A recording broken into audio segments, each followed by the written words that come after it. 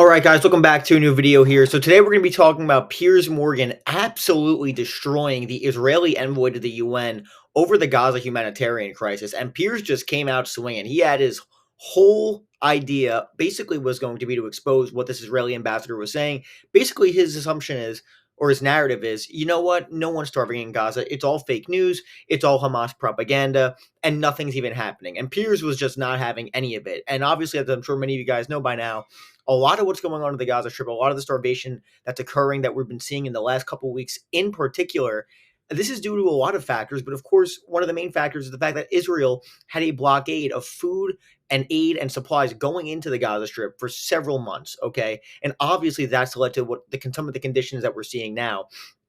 And again, a lot of their answers are, oh, we actually do distribute humanitarian aid. It's complete BS, and Piers knows it, and we're going to show you the clip of this. But basically, guys, when the UN was bringing in aid, when UNRWA, for example, was bringing in aid, there was hundreds, if not thousands, of different distribution points all throughout the Gaza Strip. But now what we're seeing in the Gaza Strip, now I believe there's only 4, and it's done by private contractors, and some of the atrocities that a lot of these contractors are being accused of is just beyond belief. I advise you to look at some of the reporting out there that's done by what the Gaza, quote unquote, Gaza Humanitarian Foundation, which are these contractors basically hired by the United States and Israel to distribute aid. 4 distribution points as opposed to several hundred. And of course, this is all deliberate because, again, what we see at many of these aid distribution centers is people get shot and killed, people get bombed. It's just beyond horrible. And basically, what they're going with now, the Israelis, is basically, oh, the New York Times posted a picture of a kid who was clearly starving. I mean, it was just beyond horrible. And apparently, it turns out, oh, he had a condition, some sort of nutritional condition. So, of course, all of the Israelis and all the TV people, they're all like, oh, you know what? This is all fake news. This is a blood libel. This is ridiculous. I mean, obviously, he's not starving as a condition. First of all, that doesn't. Let's just say that's true. I mean, the kid is clearly starving. But number two, okay, let's just say hypothetically you're correct. There's still dozens of dozens. I think maybe now in the hundreds amount of people, and specifically children, who have died of starvation. So I'm not even sure what they're getting at there. It's just so beyond insane. In fact, it's so embarrassing. You have a lot of people even claiming. Some Megyn Kelly said it on Piers Morgan the other day. Charlie Kirk, that there's actually no starvation. The images are altered.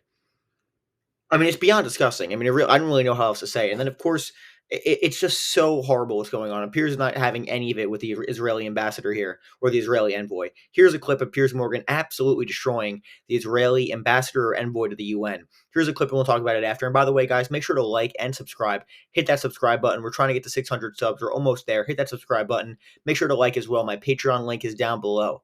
And drop a comment as well. Let me know what you think of the video. Thanks for watching. Here's a clip, and we'll discuss it. This is the whole problem. Your strategy simply isn't working. The last hostage came back in February.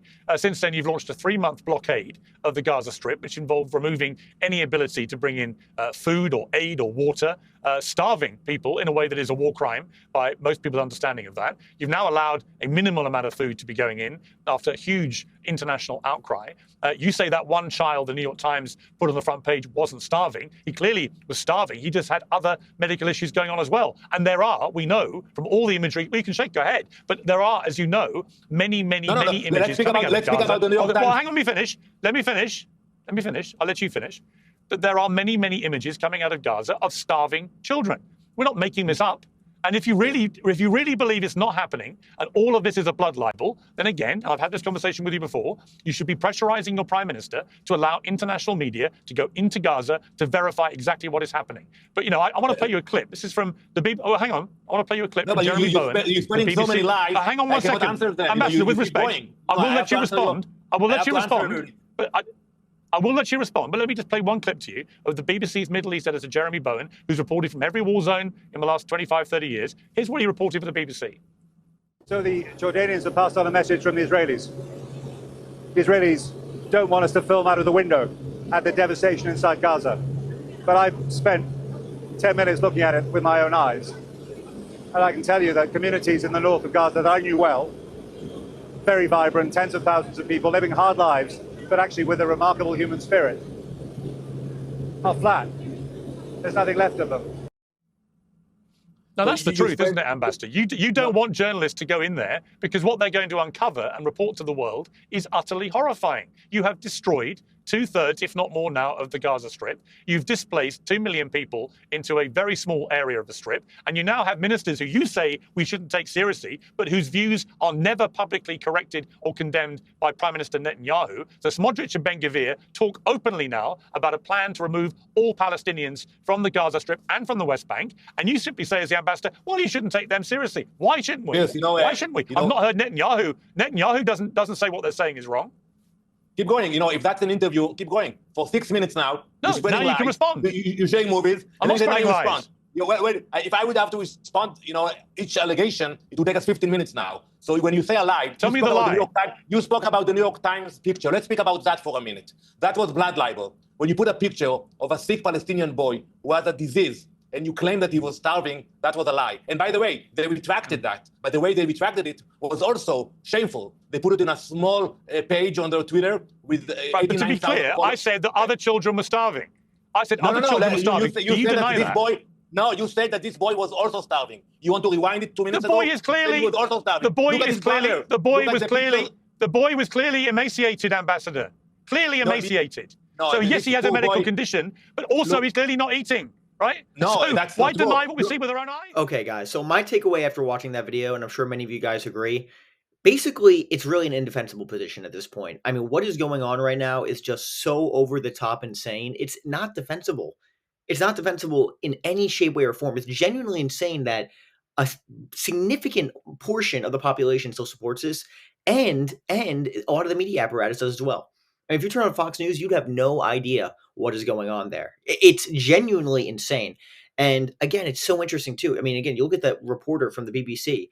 And again, the fact they wouldn't even let him film the outside just because they don't want the destruction of the Gaza Strip to be shown. That's the same reason why they're not letting in journalists to the Gaza Strip, because they don't want them to see what's actually been going on there.